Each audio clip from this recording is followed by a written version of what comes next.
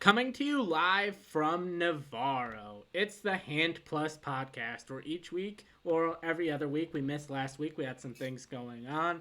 Tristan had a tree fall on his apartment, knocking out his internet, and then I had something I had to take care of this weekend, so we weren't able to just kind of do a wrap up episode this weekend, so we essentially just skipped all of last week.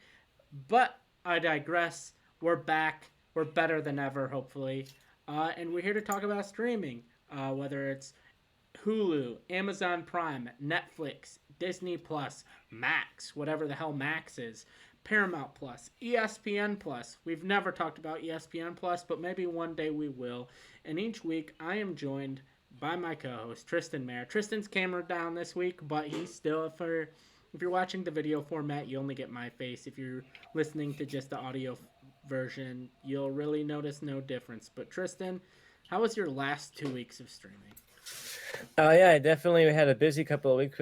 I did watch a good amount, and there was some big news too. So it's going to be kind of a news-heavy episode, I feel like. But there's a lot of talk going on about streaming news this week. I can't wait to get into it. But yeah, Mando finale is going to be the big talk, I think, for us this week, because I know there's some passionate feelings about the show right now online. I've heard a lot of people having different opinions, so I can't wait to really talk to you, because even though it's been a while, we haven't talked much about how we feel overall about this season or this finale. So I can't wait to hear what you thought. Yeah, I'm excited to talk about. That's how we're gonna end out this show today. I know it's kind of a little bit old news, but it is what it is. It's definitely a show we want to talk about on here, so we will uh, end with it. But we're gonna do things a little bit differently. Normally, how we did this show is we'd start with HBO Max, and obviously we'd follow the acronym: HBO Max, Amazon Prime, Netflix, Disney Plus. But we decided, you know what? Let's shift things around, especially now that HBO Max isn't even HBO Max anymore. It's just Max. We decided we're just going to kind of change things around and do it so we always end with the biggest topic of the episode. So now we are kicking it off with Amazon, who supposedly there's talks now of them going from Prime Video to potentially changing their name to Amazon TV. I don't think that's the best move. I think the best move for them, to me, is just to change the name to Amazon Prime Video instead of just Prime Video. Do you have any thoughts on that, as well, as far as a name change for Prime Video? I think it's interesting. I know that they've had problems in the past of people being like, "Oh, I have Prime, but I don't have Prime Video," and you're like, you say, "Oh, have you seen the boys on Prime?" They're like, "Oh, I don't have that," but yet they're ordering stuff at Amazon to their house every week because they do have Prime. They just don't even know that it's Yep. the same thing. So I wonder if this is a direction for them to kind of split that. Maybe they're gonna have, you can pay for Prime shipping, you can also pay for Amazon TV, and maybe they're gonna kind of split those two atoms and see how that goes. I'm curious how the future looks for that. Yeah, that makes sense. I had a friend one time, friend of the show, Jordan, asked me like, "Hey, there's this show. I don't even remember what the show he wanted to watch on Amazon was, but he was like, "Yeah, I heard you talk about having Prime Video. Like, what can I use your sign in?" And I was like, "You have Amazon Prime," and basically, like you said, he didn't know that they were the same thing. So there's probably countless people out there who have the service, who want to watch the shows on there, but they think they have to pay more than what they're actually paying for. So I think it could be interesting if maybe they lower the price of Amazon Prime and then make Prime TV its own thing. Because for me, there isn't anything. If they separate it out, I'm just not gonna get Amazon TV because haven't kept up with the boys. There's really nothing on Amazon TV for me, to be honest. Yeah, once in a while, Amazon drops something interesting. Their Dead Ringers remake came out this week. I'm curious to check that one out. A remake of a Cronenberg movie, Dead Ringers. But yeah, this Amazon is one of those things where they don't feel like they're dropping stuff every week. So like Disney Plus, it feels like once in a while there's not something, but essentially every week there's something on Disney Yep. Plus that I kind of feel like I want to watch. And Amazon, it's like maybe once a month, if once every like 4 months, 5 months, they're dropping something I care about. Yep. I get that. Yeah. And even like what was supposed to be this big amazing release of Lord of the Rings Rings of Power, I just watched a couple episodes and I was like, this isn't for me, and moved on. So Yeah, you and most of the people, it seems like. yeah. And also some other big news coming from Amazon. Apparently, they're going to start using AI for a dialogue boosting feature. Essentially, if the AI picks up that the background noise is getting too loud or too quiet, they will adjust the like speaking volume of the characters. And What are your thoughts on this? I think it sounds like an okay thing, because there are some times where it's like the audio mixing is so bad on some of these streaming shows that I really can't hear what they're saying. So sometimes I do want to go in there and turn up the dialogue a little bit, but it definitely makes me wonder what the worst version of this looks like, because it seems like you can go in there and be like, okay, I'm gonna turn the music down to like 20%. I'm gonna have the sound effects at like 80%, and I'm gonna have the volume up all the way, so I'm gonna have max dialogue. But Mm. what does it sound like if you turn the music all the way down and the effects all the way down and then you have like just the dialogue and someone's watching like an action movie and they're like, "Oh, it's too loud. I just wanted to hear what they were saying in the TV show." And then it's like you've ruined your TV show because all of a sudden you have no music, no sound Yeah. effects, and you're just getting this weird AI boosted robot dialogue. Uh, I can't wait to see what it's like in action. I don't know if it's already like out there happening right now. I haven't even actually looked and tried it or anything, but I mean, yeah, it's a good feature. I'm probably going to use it theoretically for some stuff, Yeah. but I do like to think about the worst case scenario of what you could do to use this to make your TV completely unwatchable. You Like, know? like my thing is, I hope they are mixed together in a way of like, okay, if something's too loud, that it recognizes that you can't hear the dialogue, that it lowers both, or it lowers the background noise and increases the dialogue rather than increases the dialogue. Because I don't want a scene like, I mean, there's scenes almost in like movies, like I think of a person we're going to be talking about on the next streaming service, Netflix, but David Fincher in The Social Network, where he intentionally made the club scene in The Social Network where like you could kind of only hear part of it, and that was his intention because in an actual club you can't really hear all of the dialogue, and the AI is not going to know that, so it's going to try to like mess with the audio so much that it's going to probably ruin things because the movie just wasn't meant to be that way, if that makes Yeah, sense. that's definitely one of my bigger questions is how good is the AI going to be? Like when you have stuff like that, or when you just have things like, oh, there's dialogue, but it's kind of quiet. Is the AI going to hear slightly quiet dialogue as background noise, and then suddenly you can't hear anything in a scene? I'm really wondering how that's going to work. But And yeah, I, AI is taking over the world, Joe. Yeah, and I also noticed, like, I don't know if you do, but my fiance and I, we watch TV with closed captions, and there's so many times where, like, some background character, like, says something as they're exiting the scene, and it's like you can barely hear that someone is talking, but with the closed captions, it'll say, like, what they actually said was. I don't need the AI to blast that dialogue and, like, completely raise it because whatever they were saying wasn't even important. It was Yeah, like a I'm nothing definitely interested to sentence. see. And you think about how like someone like Christopher Nolan, who's such a perfectionist, is going to be like, "Oh no, this is going to ruin my sound mixing." All of a sudden, you're going to go in there and be able to turn Tenet up so you can actually hear what they're saying and understand, maybe the story a little bit. And Mm-hmm. he's going to be like, "Oh, that's not how I intended it to be." You know, There are going to be some purists out there who are like, "Oh, I don't want my stuff on Amazon Prime because I don't want this feature on my movie or something like that." Yeah. All right, you ready to move over to Netflix? I'm ready. What do we got? All right, first one, we got a rumor from Jeff Snyder, who is saying that Netflix is courting David Fincher for an American remake of Squid Game. And I'll be honest, I didn't get on the Squid Game hype train. I've never seen it.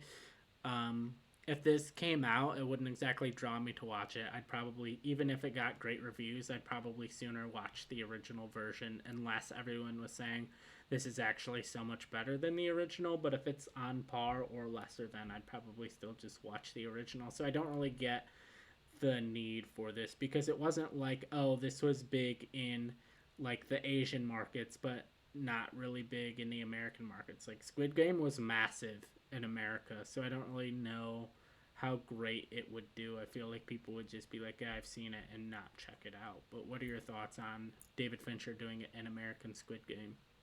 I saw a few episodes of Squid Game. I never ended up getting through it, but I definitely plan to. It was a really promising premise. I like the idea of these people who have to compete, and obviously the obvious metaphor of like, oh, they're trying. Essentially it's capitalism or it's competing for resources or whatever you want to say. And I think what makes me excited about this is David Fincher. I think any other they just say, oh, Netflix is doing an American remake of Squid Game. I say that sounds terrible, but you say oh, we're giving it to David Fincher, and I kind of get interested. Think about the game. David Fincher's The Game. It feels like something that is almost Squid Game like in its premise, where it's like this guy who is stuck in the middle of this huge, elaborate game. Everybody is kind of in on it and playing this kind of big prank, and he's kind of trying to escape out of it as it gets going more and more and more, snowballing. And I really would think that Fincher could bring some tension out of it and some excitement to it. But my biggest question is, when they say a remake, do they mean they're just going to take the exact story and do it again, or do they is it kind of going to be more of a spin-off or more of Yeah. like, oh, here's kind of the same thing but in America? I think that would be more interesting Yeah. rather than saying, okay, Fincher, do the exact story. Be like, okay, Fincher, take the premise of Squid Game and like do an American Yeah. thriller version of that. You know?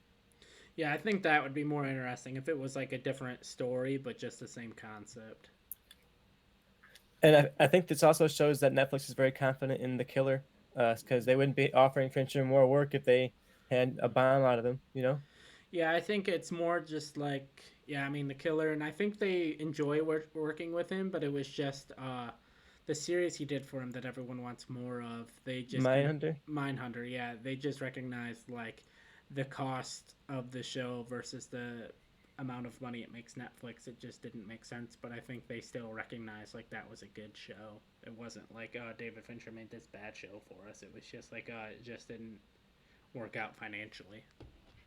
Yeah, I think something that John Campea actually always said once on his podcast, not to shout out John Campea, but he used to say that it's not about necessarily making money, it's about making a good movie. And sometimes you're going to make a movie that doesn't necessarily get marketed well, it doesn't have the success. But if we know that you can make us a good movie or a good show, we'll put you in there again to try and make it because in the end, the director is kind of a selling point of a show, but there's so much more that goes into what makes a show successful that they're not going to really blame the Yeah, director for it, you know? yeah, Especially when it came out good and it just didn't end up hitting in the right way. yeah.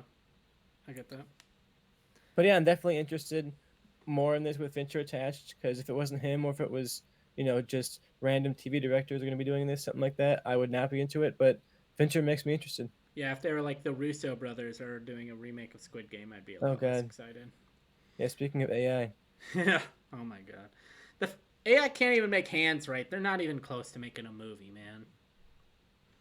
Anyways, so Netflix had some highs and some lows in the last couple weeks. Love Is Blind had a live finale, and Tristan, I know you. This probably didn't enter your sphere at all, but for the reality TV show fans, this was super heavily promoted. Like there was so much going on with social media.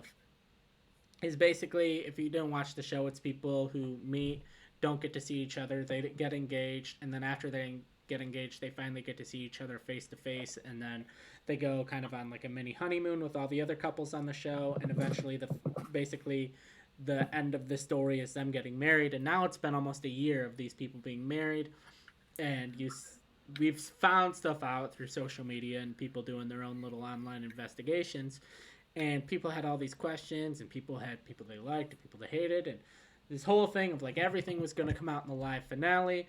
Live finale is going to be a week ago last, so basically almost a week and a half ago Sunday, live 8 o'clock Eastern. 8 o'clock Eastern rolls around, and no, everyone clicks on the show to watch it live, and it just says like your thing cannot be played right now. And then around 8:15, people keep trying to play it and play it and play it, and it just like wouldn't allow to be played. Around 8:15, or no, it's like around 8:05, it would say, "Oh, the live finale is now going to be at 8:15." And everyone's like, "Oh, okay, whatever, technical difficulties." And then it becomes 8:30 and no live finale, and 8:45 and no live finale, and 8:50, and like the people participating in the live finale are posting on Instagram like, "Yeah, we're just waiting for Netflix to get this thing going and get everything running." It eventually took them a little over an hour, about an hour and 10, hour and 15 minutes for them to get it going and start the live finale. And then the live finale happened, and it was kind of a dud. Fans of the show were like, you very much overpromised and underdelivered, and the whole thing was just a complete mess. But it was entertaining nonetheless because of its messiness. So I'm curious to see how live finales for other shows work moving forward, or live shows work moving forward. I know they did the Chris Rock uh, comedy special live, and they've had like live weekly shows that I don't think have panned out very well. So I don't know. And like the Chris Rock live special came and went, no one really talked about it. So I don't know if Netflix is really in the business of doing live shows or if they should be in the future. But Tristan, I've rambled for a while. What are your thoughts in general, I guess, of Netflix doing live stuff because none of them have really seemed to pan out. Yeah, you said that this live finale did not really enter my sphere, and that's true. I didn't know it was happening, but what I did know was that it was going badly. As soon as it started to not work, I was hearing about it, and I feel like that's not good for Netflix. That all I hear about is how it didn't go well, and when they're on the verge of this new technology of live streaming and all the platforms are trying to figure it out, it's definitely embarrassing for Netflix to falter on this thing they hyped up so much. I've watched this live, watched it happen, and then it ends up happening. It's not even live, right? When you end up watching it, it was on demand. Essentially, it was a replay of it already. It wasn't really live, and that kind of defeats the whole purpose of it being a live event. So I hope Netflix doesn't give up on this. I just hope that they're able to find something creative to do with it. And I'm wondering if we're going to talk about Black Mirror in a second. Spoiler alert, but I feel like Black Mirror is an IP that they could do something really interesting and fascinating and creative with live streaming in that way. But we'll see if they do something like that. But yeah, as of right now, Netflix has been doing okay. Nothing has been bombing before this, but nothing has been really hitting. Nothing's like a must watch. So I feel like someone's got to have a must watch.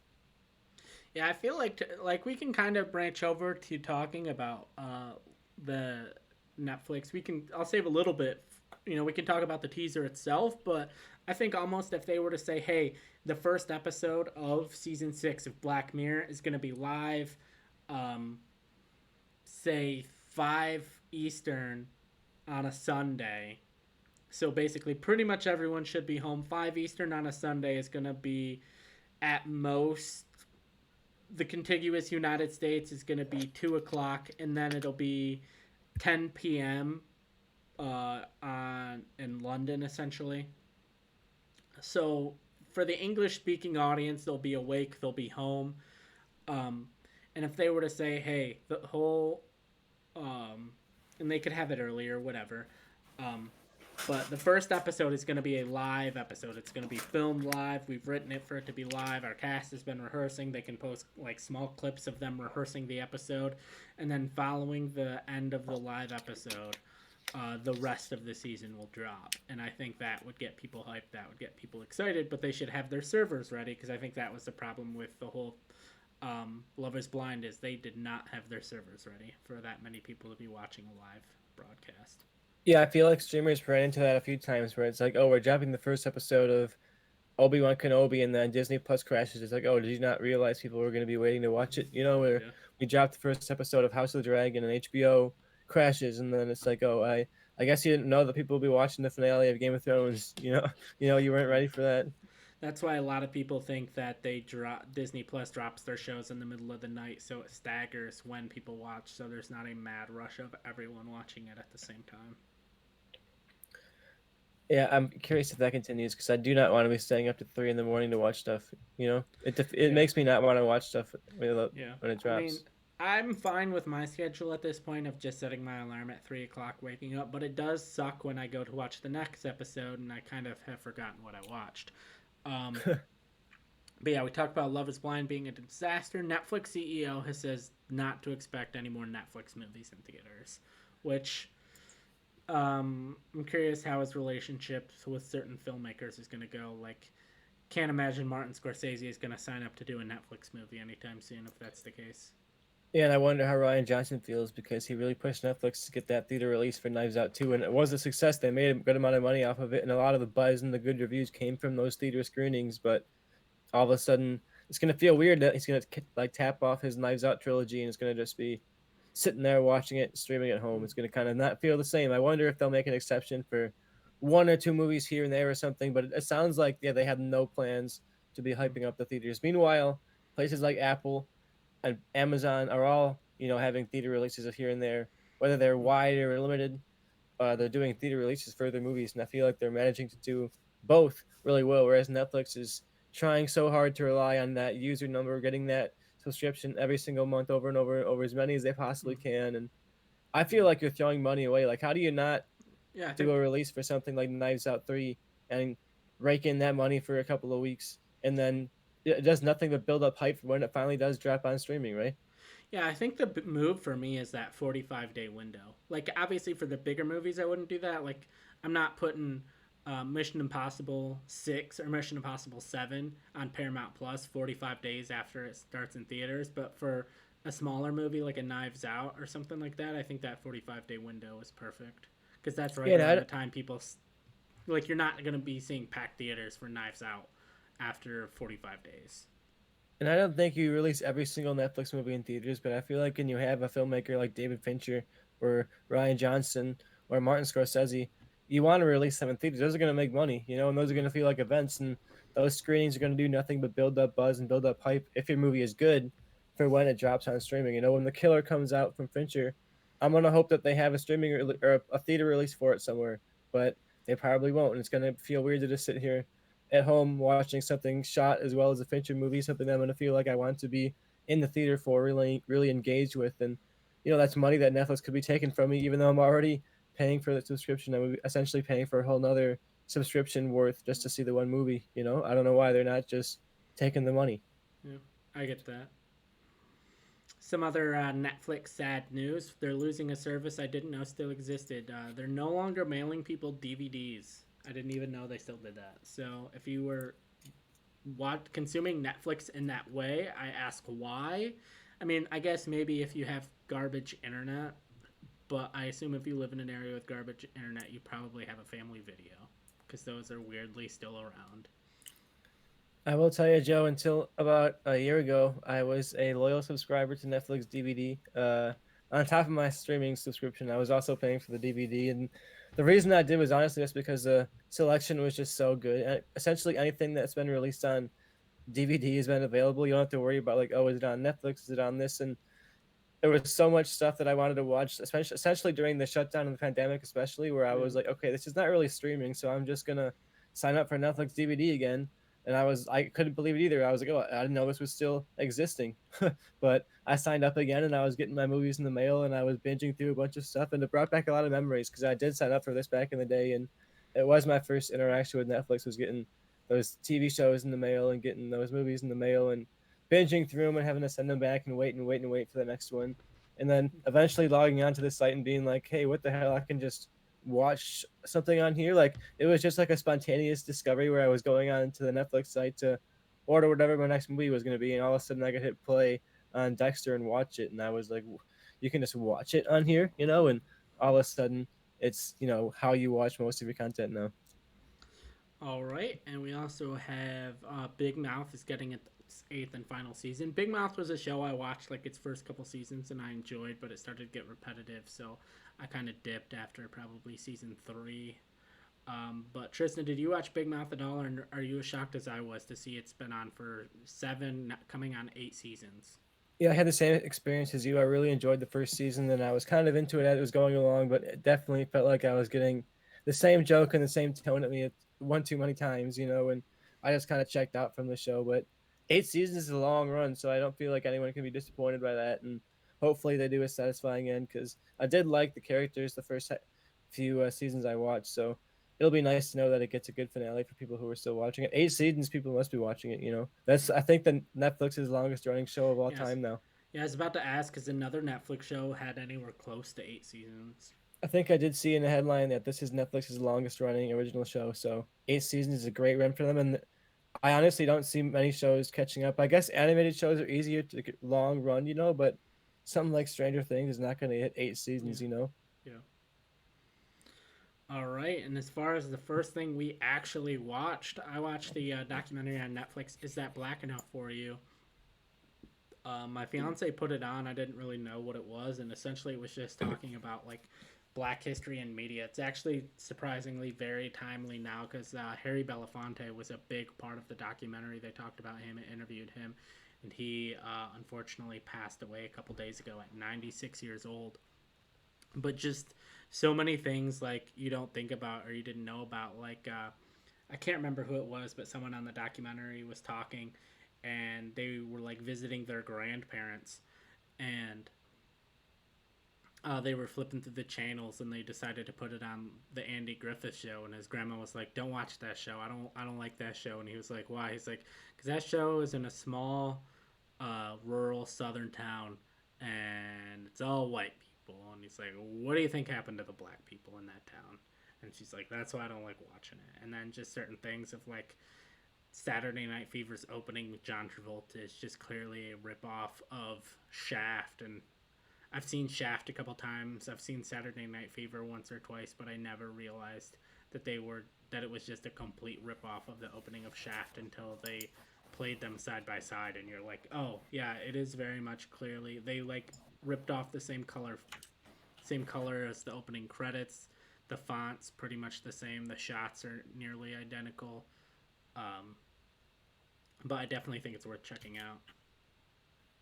Yeah, I have not watched this, but I'll definitely add it to the watch. It sounds interesting, and I like documentaries, especially about like media history and like the culture and the way that culture and civil rights interact with media in a lot of ways. People like to think that media and TV and movies are just this nice little thing that exists outside of the real world, but politics and the real world interact directly with art, and art is like a reflection of real life in politics. So it's always been there. We just haven't necessarily always seen it. Yeah, yeah, it's basically kind of like the history of like black people in media and kind of the changes that media's made and how people have changed through media. And I just think it was very interesting to watch.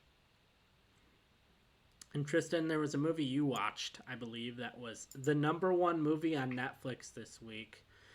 Not a Netflix original, and I'm surprised it even cracked the top 10. I've not watched this movie, but I've heard enough about it to be shocked that it was number one. And I would like you to tell everyone about your experience watching The Snowman.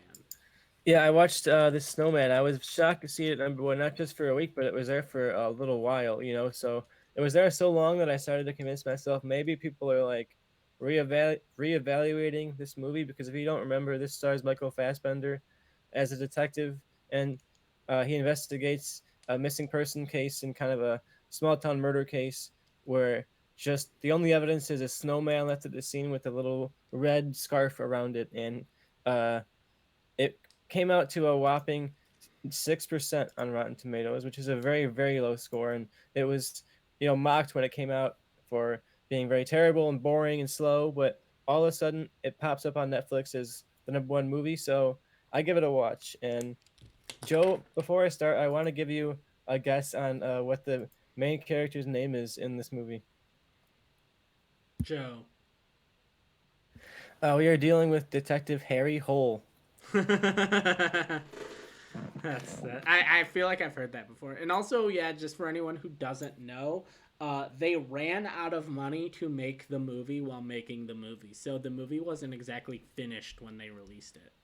And let me tell you, you can tell, because, and I understand why this was maybe number one movie on Netflix after I watched it, because the first like 25 minutes of this are actually pretty compelling and interesting. It's a this slow build murder, and you kind of do see this intense uh, scene at the beginning of a woman dying, and this eerie imagery, and it kind of has this overcasted gray and white kind of look to it, where it all feels really snowy and cold and dark, and you kind of get this small town uh, murder vibe of it that kind of pulls you in for at least long enough to register a watch on Netflix. And I feel like it's long enough to at least leave it on and start texting, and that's probably why it starts getting up to the number one, because it's good enough to start watching. And when you say that it ran out of money through production, I feel like that makes sense, because when you get to the last half of this and it starts to kind of like bring the plot together, you start to realize that it doesn't make any sense really. And it's been a lot of people talking in rooms about stuff, and a lot of new characters showing up out of nowhere, and you're sitting there like, man, who is this again? I don't even know who you are or what you're talking about right now. And it goes from a really compelling small scale mystery to just this very boring, twisty, turny story that doesn't end up making a lot of sense by the end. And I was very let down by this, and especially because I was watching it at first and I was like, oh my god, it actually is going to be good, because the first 20 minutes or so are actually good. And I was like, wow, the critics are wrong. This is actually going to be great. I can't wait to go on the podcast and talk about how awesome this movie was, because I love going on here and praising stuff that got bad reviews, but this was not one of those times. Yeah, that's kind of what I heard too. Is a lot of people like went in with a similar mindset. Like they've heard it sucks. They go in, they're like, this ain't bad, and then about 45 minutes in, they're like, no, this sucks, and it's really bad. And so I'm glad you had a similar experience. I feel bad for the director, but also it's partially on him and the producers for managing their money better, so they don't get 80% of the way through filming and realize, oh, we have no more money. And you look at Michael Fassbender's career, and you wonder where it's going here. He was the top of the world for half a second. He was the new Magneto. People were loving him and saying he was great, and one of the next big hit actors. And now all of a sudden, what has he been in recently? The Killer coming out is Well, maybe going to be his comeback role. we had a But since trailer. before that, what has he been doing? Well, he had a movie that was no, that wasn't. He was the recast, but he had a trailer for another movie come out today. I don't know if you saw that, but What trailer? Give me a Next Goal trailer. Wins. He's the star of Taika Waititi's next movie. That trailer came out Oh, today, but that's I not. did not watch that. But that's not streaming. I don't want to talk about it too much, but I don't know. We'll see. We'll see on that one. I'll say it's hard to judge. Yeah, I would not because- recommend The Snowman. Of the plenty of bad movies that are good, this is not one of them. Yeah. Just quick thoughts. It's not a streaming movie, so I won't.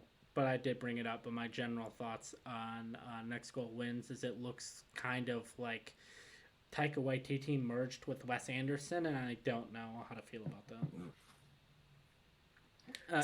I could watch the movie and love it, but just based on the trailer, I was like, I don't know how to feel on this. I have liked but not loved Taika Waititi's movies so far, so I'm curious. Maybe a slight tonal change will be something I really like. Yeah. All right, you ready to hop over to HBO Max, or Max, as I should say?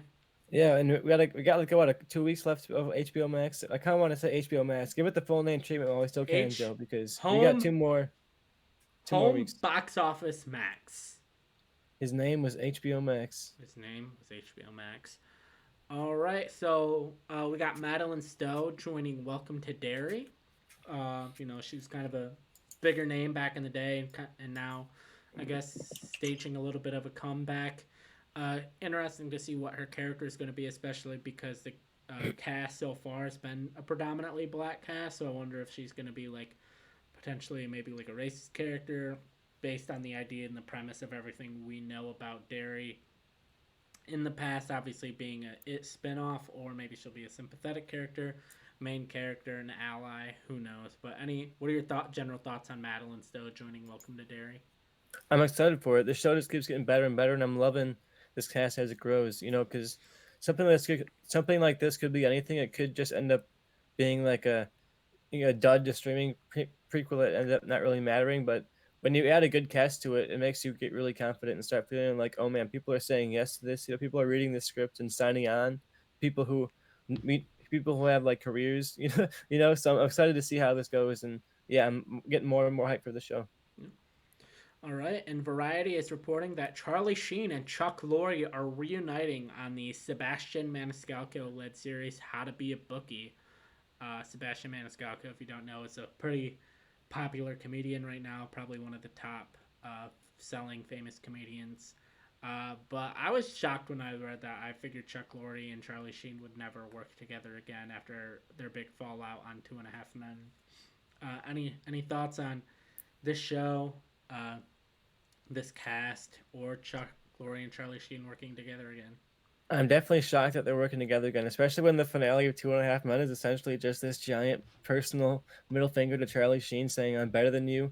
It's like they really had to mend fences, and I wonder how big the Brinks truck was that went to their houses to make that happen. Or I wonder if this was just a great, compelling opportunity to come back to comedy and come together. But in the end, I'm not a Chuck Lorre or Charlie Sheen fan. There's nothing that Chuck Lorre's produced that I've thought was anything other than watchable, so this is not something that I'm going to be diving into anytime soon. If people watch this and say it's great and it's one of the best things they've done together, I might check it out, but I don't necessarily feel like it's going to be something that's on the top of my watch list right now, because it just is not the type of comedy that I watch. And Charlie Sheen, beyond washed up at this point. What are you doing, Charlie Sheen?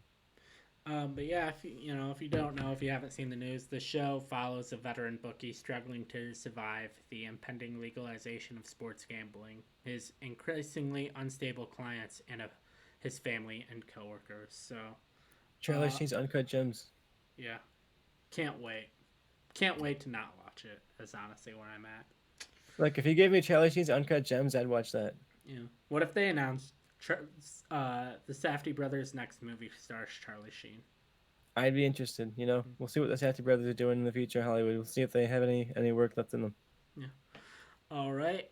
We also have some good news from HBO Max. They got 5.6 million new subs from between January and March. So they're definitely growing, even if they have this dumb name change. Yeah, even though the service is in chaos and it sounds like they have no idea what's going on behind the scenes, they're still getting the subs and they're still making good content. You know, Succession and Barry and all these big shows are dropping on HBO right now, so it's you can't say it's not doing well, winning if you would. Mm, yeah, winning. Like my thing too is like pound for pound is HBO Max. Like if you just stack the original content next to each other, does HBO Max have the best original content? It's got to be, you know, because Netflix will have its highs, like it's Stranger Things, that are like big pop culture highs, but you can't tell me Stranger Things is as good as like, you know, Succession or Barry. Honestly, to me, you know, Mm, I think Netflix does good job acquiring other stuff. Like it has Better Call Saul on there, but in terms of originals, Netflix is very much quantity over quality. It just mm, super soaks you with original shows and original movies, and eventually hopes that one of them hits. You yeah, know. yeah.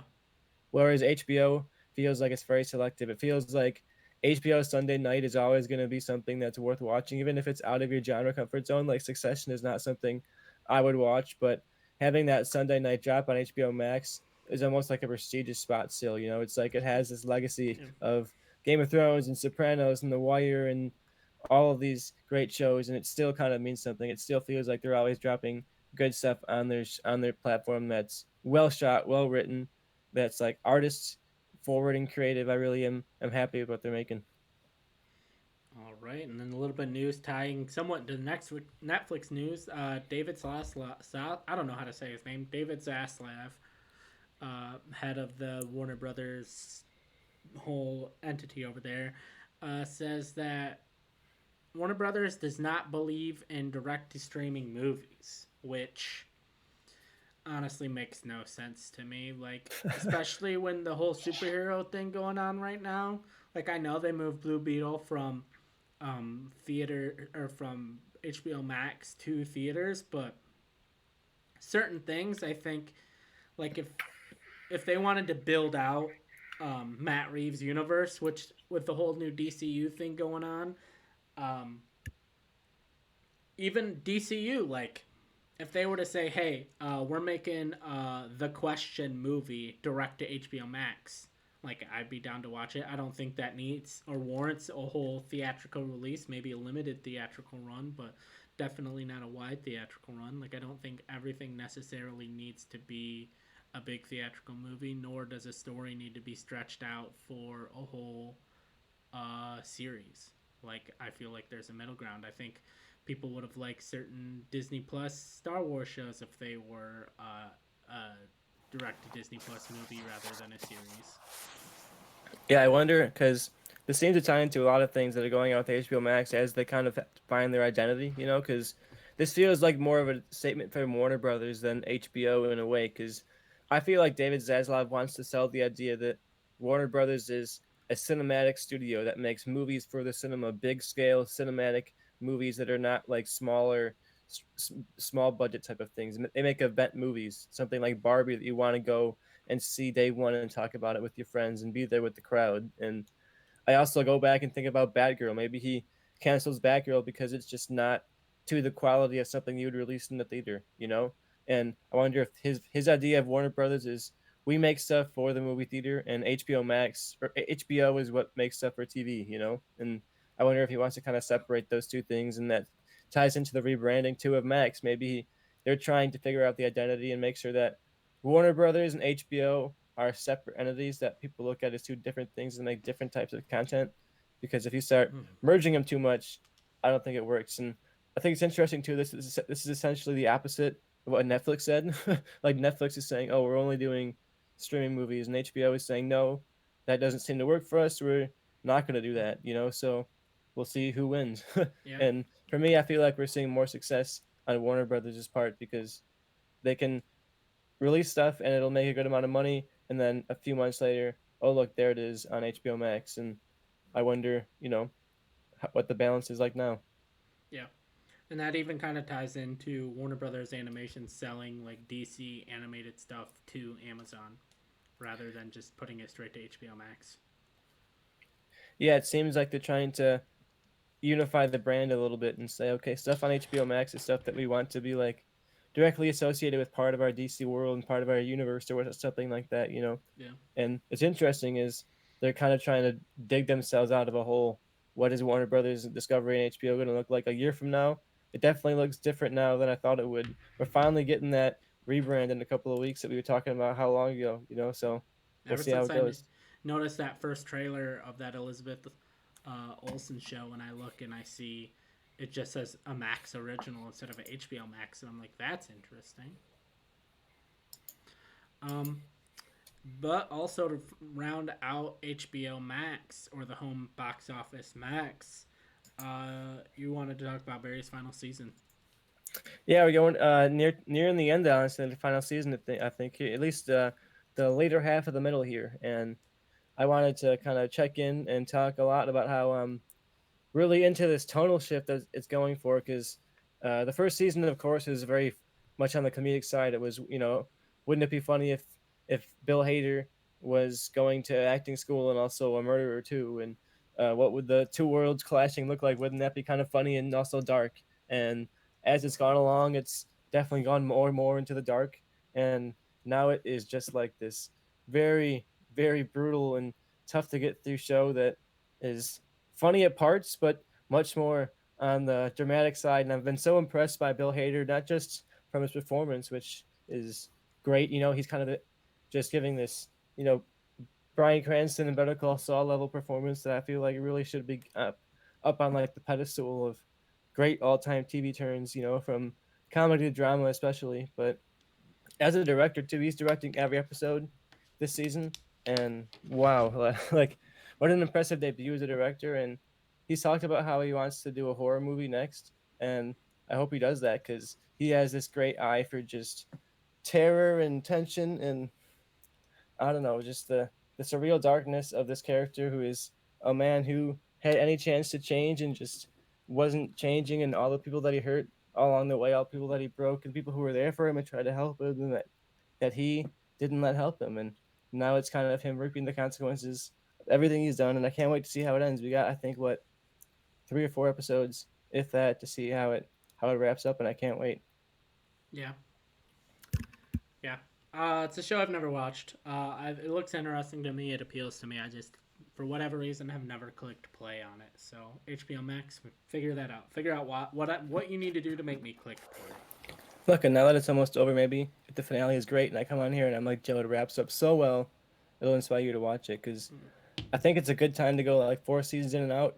This is a show that would not be one to drag along, especially at the point the plot is at now. I don't see how you get past this point in the plot. You know, they're at the end of the story here, but yeah, I can't wait to see how they wrap it up and how this tonal shift works out. But I'm also just so excited to see what Bill Hader's future is as a director and an actor because this dramatic turn is just incredible and one that I think people should be talking about more and one that I hope people will remember in the future and come back and revisit and talk about as one of those all-time great acting turns. Yeah. All right. Yeah, I'll definitely have to check it out one day. Maybe by like 2045, I'll watch an episode. We'll see. All right. Moving over to Freebie before we end on Amazon Prime, I believe. Um, Probably uh, Disney Plus. yeah, or Disney Plus, whatever. I finished Jury Duty. Great It show. is great from beginning to end. If you're like, I need a show to watch, I need just funny, lighthearted show, check out Jury Duty. I talked about it last episode, but this basically ends amazingly. I'm going to create an award. If we didn't already have this award last year for best season finale or best series finale, whatever, I'm going to create that award for the next Handies just so I can give it to Jury Duty. I thought it ended so well. Perfect show. I don't know if they do a season 2.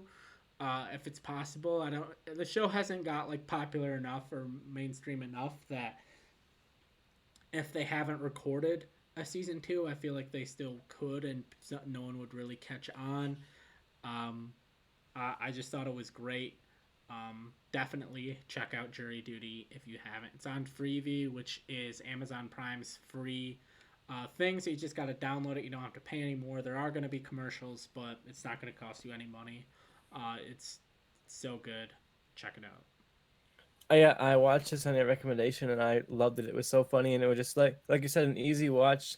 It's kind of almost like heartfelt reality show that you're laughing with everybody and you're kind of having a good time watching it. And they're really creative with the setups. I love that James Morrison plays such a you think it's like a cameo for the first episode, where you're like, oh, James Mars is gonna show up for the first episode. That's funny, and then he's just there like throughout, and the way he plays out the relationship is just very funny. And yeah, I hope they do more of it. I'm curious, like you said, at what point people catch on? How many of these can you record before somebody's like, you know what? I think this is the jury duty show. I've seen 7 seasons of this on Freebie, but I hope they can do more of it. And I wonder if they'll have to change it up or something like that, go to totally different locations and things like that so that they don't have to, nobody catches on, or maybe some other like part of the judicial system they'll record.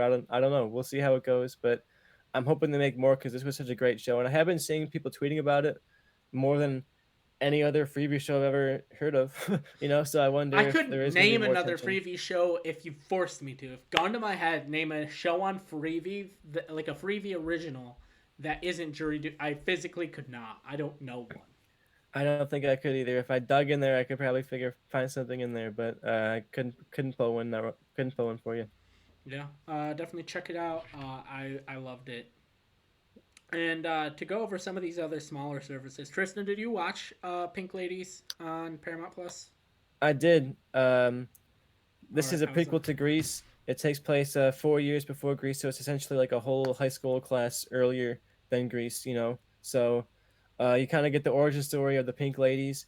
In the early '50s, where it's kind of very strict of what women can be and women can wear, women can do. It follows these women in high school who decide to kind of push against the norms and break the rules of who they are supposed to be, and kind of be more confident and independent, and eventually they become informed the Pink Ladies that you know from the movie Grease. And there are these big musical numbers and big dance numbers and very stylish sequences that I really enjoyed.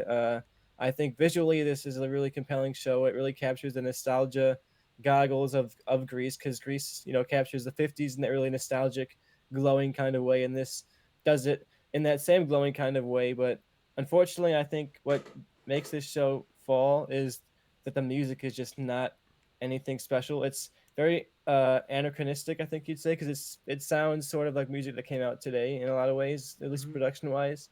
Like the beats and things like that are very modern, and that pulls me out of something that is so set in the '50s. And if they did more of like the traditional musical kind of songs, I think this would have worked a lot better. And unfortunately, it doesn't really work for me as a whole. I'm gonna finish it out because there's still a couple of episodes left, but yeah, I'm a bit disappointed on this because I was going in wanting it to be, a big singing musical, a lot like the original movie, and I think that would have made this work a lot better because as of right now, the music is not good enough to warrant being so out of place. Yeah, I understand that. All right, you ready to move over to Disney Plus? Let's go. Here's the big one. All right, we'll kick off a little bit of small topics first. First off, National Treasure canceled after one season. Didn't see a single person talk about it. The draw of National Treasure with Nicolas Cage. Without Nicolas Cage, nobody cares. Yeah, that's a lesson. Make a National Treasure 3, or at least bring Nick Cage back. But I feel like Nick Cage would not lower himself to television at this point in his career. So I feel like he said no to the show, and he would say no to any streaming show. So give him a National Treasure 3, and Yeah. people will maybe go see it. I don't think you would say no to a streaming show unless it was like a Nick Cage like starring show, and it was like I think if the movie he just did with Pedro Pascal, if that was like a series on Amazon or like HBO Max, I think he would have still done that. I just don't know if he's gonna lower himself to cameo in a National Treasure series. That's true. It wouldn't just be here's Nick Cage for a second. I don't think. No. Um. Also, we have Visions coming soon. That's coming May 4th, I believe. So yeah, they've dropped some teasers. Or they dropped some posters. We have the teaser. I'm super excited about it. I think it's going to be a lot like season one. There's going to be three shorts I love. Three shorts that are just okay, and I'll go back and rewatch them once or twice, and then three I'm gonna be like, these are garbage. I'm never gonna watch them again. I can tell you right now, one of those in the last category is going to be from the Wallace and Gromit studio because I've seen two or three Wallace and Gromit movies and I thought they all sucked. So, Tristan, what are your thoughts on Visions coming out? I believe in a week. Let me look. May 4th. So yeah, a week from tomorrow. It'll be Thursday. Next week Thursday.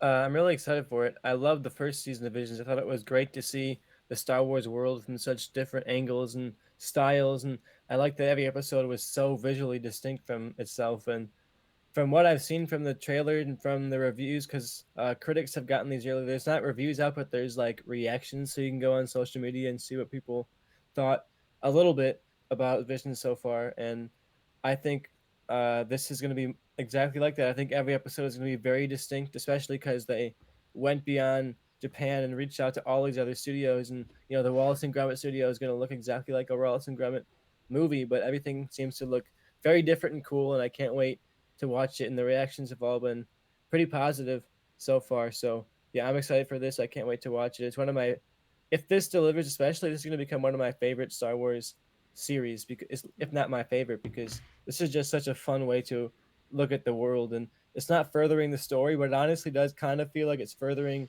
the lore in its own Yeah. way. It's giving different perspectives on like what the lore of Star Wars could be or something like that. So I feel like it furthers my perspective on Star Wars, even if it doesn't like expand the plot at all.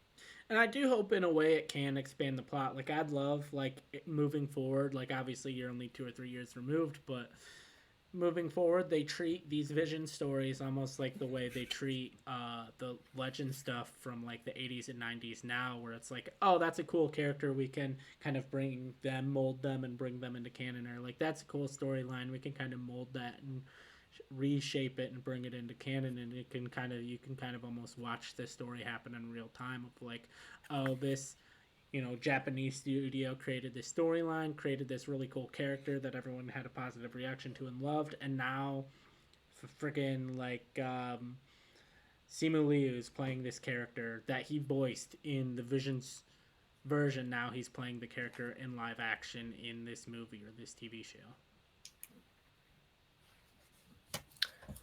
Yeah, I But definitely am curious what the future of it looks like, because it's just kind of these offshoot stories. At least the first season was. I don't even necessarily know. Maybe the second season does cross over with a character here and there.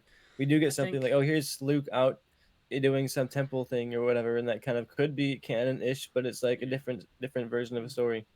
Yeah, I think Boba Fett was the only. It was like Boba Fett and someone else in that same teaser was the only like existing Star Wars character. Everything else, and I think there's an existing Star Wars character in one of the shorts, but I don't remember who it was. But it's again going to be like a background character. It's not going to be like, oh, this is an adventure of Han Solo. It's going to be like this is an adventure of a character that had like 4 lines probably.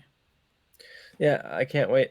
I'm really looking forward to it, and yeah, I hope that the future of the season is of this series is great, because I just hope they keep making them, because there's so many different studios that could come in, especially if this gets bigger and bigger. Like, who are the even like an independent animator? Like, imagine like they do another Miyazaki, but it's a short and not just a little like screensaver that they made together, an Oh, that was actual garbage. you know actual Visions episode, something like that. Yeah, I Or get Guillermo what del you. Toro comes in and does like a stop motion Star Wars short for the next series of Visions. That could be great. Yeah. What are your thoughts on so the next Star Wars celebration is in Japan? What are your thoughts if they announce not necessarily like Miyazaki or Studio Ghibli, but what are your thoughts if they announce like coming let's see it's 2025. So what if they say like coming 2029 is an animated theatrically released like canon Star Wars movie from like one of the studios that made a Vision short. I would love it, because I think animation Star Wars lives in the animated world for me. Like, I love the movies, but the highest points of the Star Wars story for me are in Yeah. the animated shows. So you bring that to the big screen, you give them a great, huge animated budget. The Clone Wars and Rebels and Bad Batch shows already look really, really good at this point. The latest seasons of Bad Batch and the last season of Clone Wars look just fantastic. And you give them a theatrical budget and put it up on the big screen and tell a story that's like big and worth telling. I would love to see that, because the scale of Star Wars and animation is just so cool, and to see that on the big screen, especially something that they would put the money behind and the names behind and make up for the fact that the last time they put a Star Wars animated movie in the big screen, it was not very well received or No, good. no. So give us a good one this time, and I'd be there for it. All right. Ready to talk about our big topic, our main topic? It's going to be probably a little bit longer of an episode considering we're at 55 minutes now and we like to keep it around an hour. But, we had 2 weeks worth of news to catch up on. So, Yeah, we got a big one, I guess. all right. But it may help because I haven't seen this episode in over a week now. So, um, but Tristan, we got to the Mandalorian season 3 finale. A lot of reactions. A lot of people were just kind of like, it was fine. And honestly, that's kind of where I was. I think the other two finales of season 1 and 2 were far superior to this one. If you haven't watched it, haven't quite caught up, essentially the episode starts, Din's been captured, and then Din breaks free. And the whole episode, for the most part, takes place on this Imperial base on Mandalore, and Din escapes, and everything's good, and they go back, they restart the forge, and everything's fine. And it felt like we got a lot of endings to stuff that was never really. We got like payoffs for stuff that were never really set up. But Tristan, what were your kind of general thoughts on the Mandalorian season 3 finale? Yeah, just for the finale itself, I had a decent time with it. If it was good action, it had some good twists, but it did feel like a finale to a different season, and it felt like we were building up to stuff that ultimately never really mattered. I was looking forward to seeing how did Din and Bo-Katan adjust to like this new image of what a Mandalorian is. How does his perspective change when he gets outside of this cult? Does he start to realize that this cult is wrong and manipulating him, and do they start to see things differently? And then they never really explore that at all. They're just kind of like, it's cool that they're all Mandalorians. Isn't it cool when they all fight in these costumes? And it never really seems to get deep into anything, even when it tries to. So I liked this episode, but I just feel like as a whole, this season kind of felt like a waste of time slightly. Like it feels like they're giving us good episodes here and there, but by the end, I don't really know what they were building towards because this finale feels like out of place to me for the rest of the season, and I don't know. I'm just not sure what the show wants to be. Is it an episode of the week sci-fi adventure? Is it something that's gonna make me desperately want to cry at the end by pulling at my nostalgia heartstrings? Is it something that makes me want to care about the characters? Because by the end of this third season, I feel like I did not learn anything new about the characters or their relationships or how they see themselves. I didn't learn anything new about the lore of Star Wars or like the world of Star Wars or anything like that either. So I feel like it was a nice kind of little adventure here and there, but for a show that releases once every like 2 years and only gives you like a handful of episodes when it does release, I feel like you should do more than just kind of like here's some cool little adventures and then kind of a finale that resolves some stuff, but not really. Yeah, to me it was like just I think a lot of the problems stem from this season stem from two things of like folding Rangers of the New Republic into this season as well as not having the availability of Pedro Pascal that they would have liked.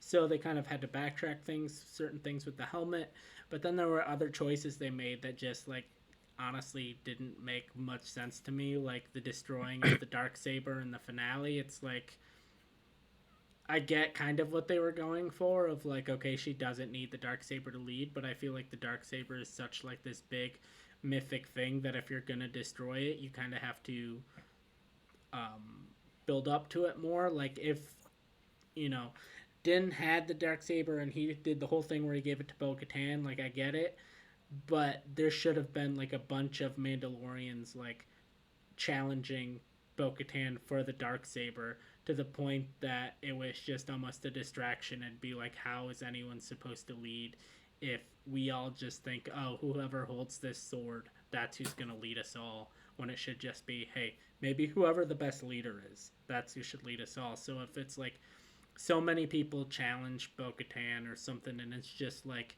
you understand it, you're like, okay, it doesn't matter who holds the dark saber because at the end of the day, Bo-Katan's the leader. Like it makes sense, but it's like I didn't really see the purpose of her destroying it, especially when the whole thing started with Book of Boba Fett last or last year, and now this year, if we're watching Din struggle, you think, oh, it's gonna be about him like learning to use the dark saber, and maybe Bo-Katan will have it for a while, but it's like okay, if we're it's just gonna end with him giving it to Bo-Katan and then it getting destroyed. Why did we spend so much time with him struggling to use it if ultimately whoever could use it, like whoever the best leader of Mandalore is, it didn't really matter if they had it or not. That just felt like a waste of time.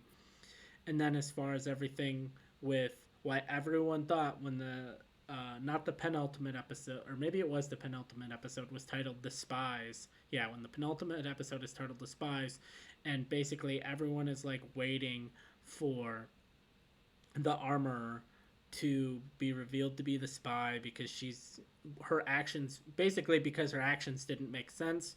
I feel like ultimately this episode, or the final episode, should have had the armor remove her helmet on purpose to essentially, like, I think, like, I get maybe they didn't have the availability of Pedro Pascal they would have liked, but they, especially with the volume, maybe even in promotion of season 3, they could have pulled Pedro Pascal. Okay, we're gonna do this thing. Moff Gideon's gonna take off your helmet, and then at the end, when we've relit the forge, we do all that. You're gonna go into the waters to basically re-baptize yourself, so you can put the helmet on. But instead, the armor would stop him and just take her helmet off and say like, essentially, there's more than one way, and it would show like, okay, the armor has had a change of heart. But if it's like, what's the point in you keeping your helmet on if you're surrounded by all these other Mandalorians who are like part of now the same part of group as you, and they just take their helmet off whenever they want? I'd be sitting here going like, wait, why is my helmet on right now? Doesn't really make sense. I don't know. Those Yeah, I are think kind of this my show is general kind of thoughts of like there was just like 2 or 3 small moments here and there that they could have added to make the moments that they had hit, but the moments that they had didn't exactly hit. And like the finale, and like the I forgot of like um having Grogu adopt the creed, and she's like, well, he can't because like his parents don't sign off on him.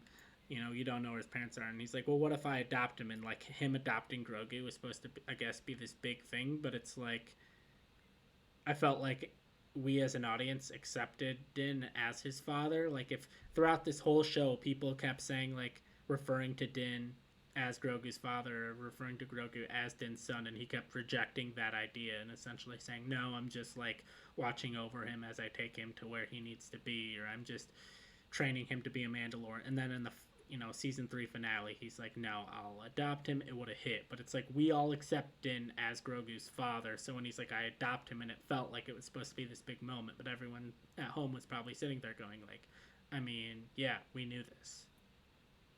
yeah. I mean, it was a nice moment for them, I guess, because you definitely do see that it's a change from when they first met, you know. But yeah, I just feel like there's not a lot of weight left in this relationship because I still feel the cheat of bringing Grogu back brings a lot of the heat out of this relationship because we had such a teary-eyed moment at the end of season 2, and now it feels like they're just back to the same place again. And yeah, I feel like the show's in part an identity crisis. You mentioned how that is kind of merging with this other show, Rangers of the New Republic, and I feel like that is a mistake. You got to let the show be its own show, you know, and find a new way to make Rangers of the New Republic work instead of trying to constantly shoehorn other shows into other shows. You know, it reminds me of when you're halfway through Book of Boba Fett, and then the show is finally kind of finding its footing, and then out of nowhere, here is an entire episode of The Mandalorian in the middle of the Book of Boba Fett, and all of a sudden the show is shifting around to this whole different thing just to try and launch a different show, and then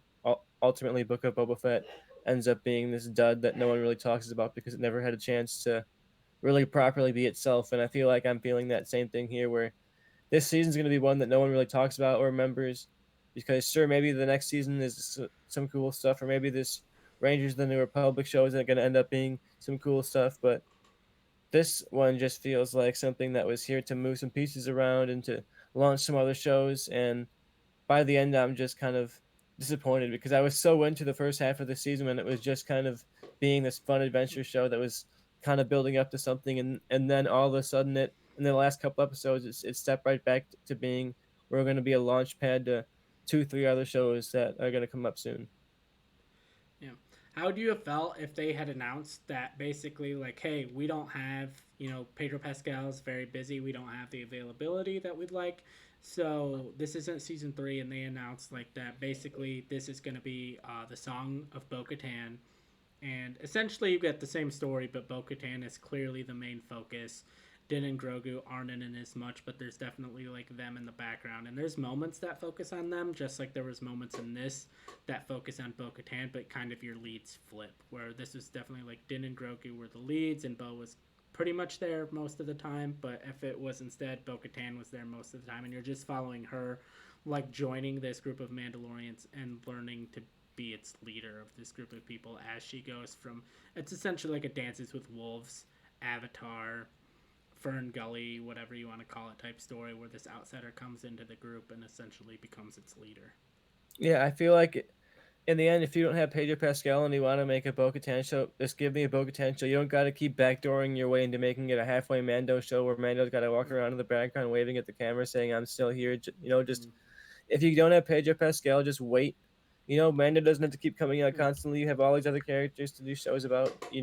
Just give me a Bo-Katan show if you want to make a Bo-Katan show, and then save Mando for when you actually have like a story to tell with the character and the actor to be there for it. Because I felt like they didn't really have much to do, and a lot of this season felt like they were just stepping backwards in a lot of ways. To be honest, they were saying, "Okay, we made too much progress in season two. Now we got to step back. We got to go back to the cult stuff. We got to bring Grogu back to Din and have him back to being, oh, is he really his father again? Like you said, we're in season three and they're doing, oh, maybe I can adopt him. I feel like that was like the season one arc, you yeah. know, where we're past that point now. But yeah, we Mm, keep going back to the same beats because it feels like a lot of this was just, okay, season two moved you quick. Let's go back because we want to drag this story out a little longer than we thought.